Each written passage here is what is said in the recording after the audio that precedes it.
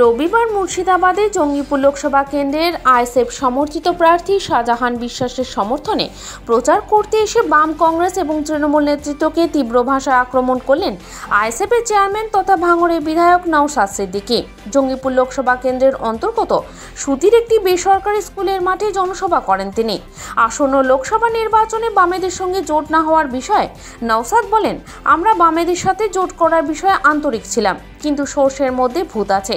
অনেক বাম নেতা দিনের বেলায় বামফ্রন্ট কিন্তু রাতের বেলায় বিজেপি করেন।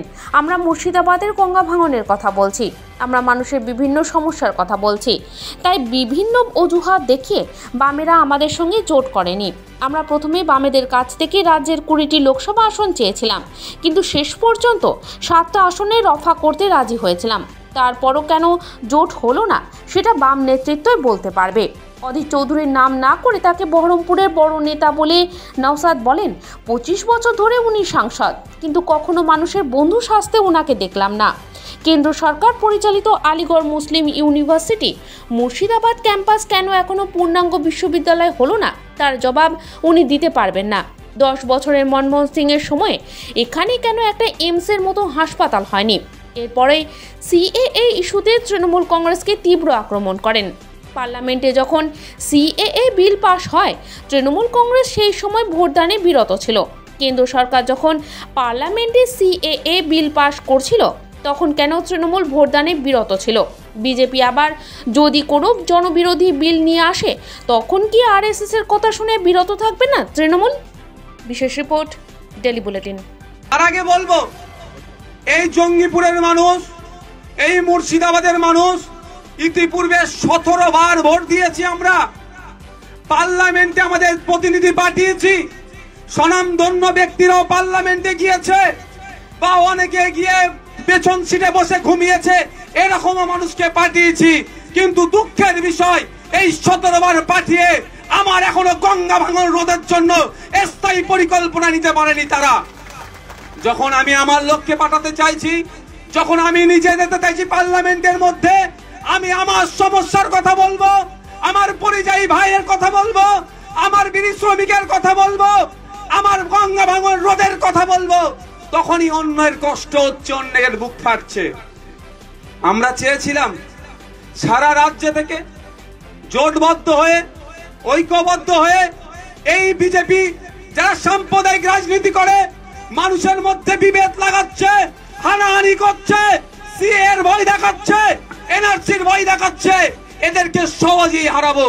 সেই জন্যই লেফট ফ্রন্ট আর কংগ্রেসের সাথে হাত মিলিয়ে ঐক্যবদ্ধ হয়ে 42টা সিটে বিজেপিকে হারিয়ে ঘরে পাঠাবো এবং তৃণমূলকে পরাস্ত করবো ভেবেছিলাম।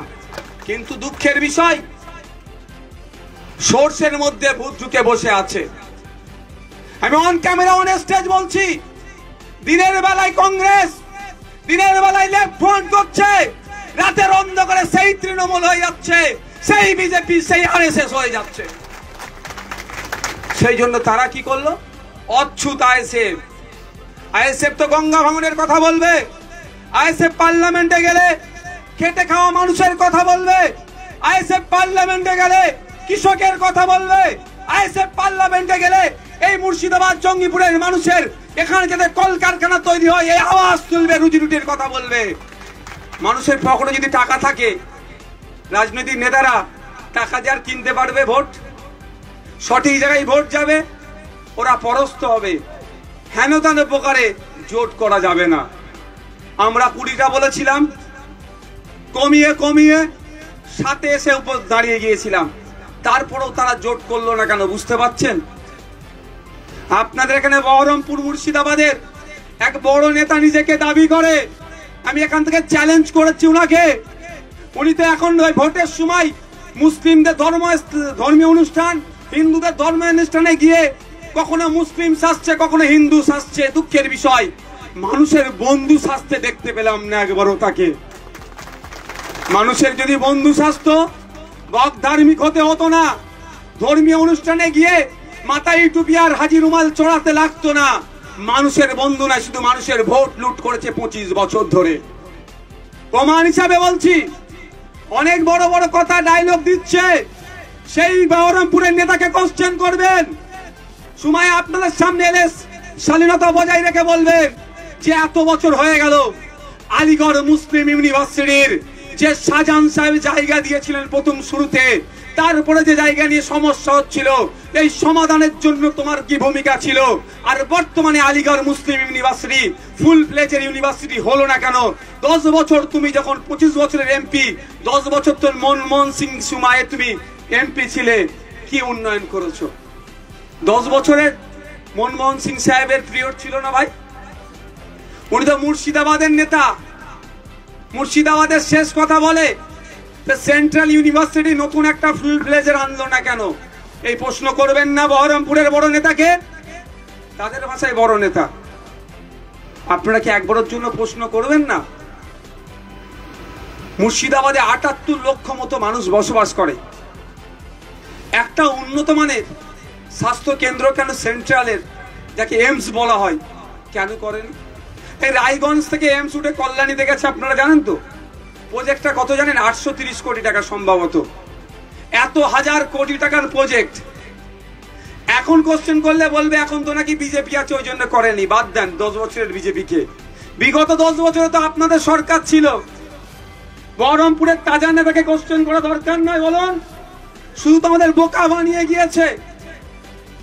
তারা আজকে কি অচ্ছুত বলছে আইএসএফ কে? কারণ আইএসএফ আওয়াজ তুলবে পার্লামেন্টে গিয়ে। তারাপুরের পীড়িত শ্রমিকদের জন্য যে হসপিটাল তৈরি হওয়ার কথা ছিল এখনো সম্পূর্ণ হলো না কেন? শাহজাহান সাহেব যে আওয়াজ তুলবে, ওনারা আওয়াজ তুলেনি। বিদায়ী এমপি যিনি ছিলেন তিনি আওয়াজ তুলেননি। তিনি কটা কোশ্চেন করেছেন, কটা ডিবেটে অংশগ্রহণ করেছেন, খুঁজে পাওয়া যাবে না। বিধানসভা টিভি নাই, ঠিক কথা। পার্লামেন্ট টিভি আছে, তো তার ডেটাগুলো তো মার্কেটে ছাড়ুক, তাহলে বুঝতে পারবো জঙ্গিপুর সহ রাজ্যের মানুষের কটা দাবি পার্লামেন্টে তুলেছে। দেখবেন কি করেছে। খোঁজ নিলে দেখা যাবে পেছন দিকে সিটে বসেছিল। আর খোঁজ নিলে কি দেখা যাবে বলুন তো? সিএ দেখছেন না, ফুলপুরা শরীফে একটা দেয়ালে, যদিও দেয়াল লেখার লোক ছিল না, পুলিশকে সাথে নিয়ে দেয়াল লিখতে হচ্ছিল, ভয় এত।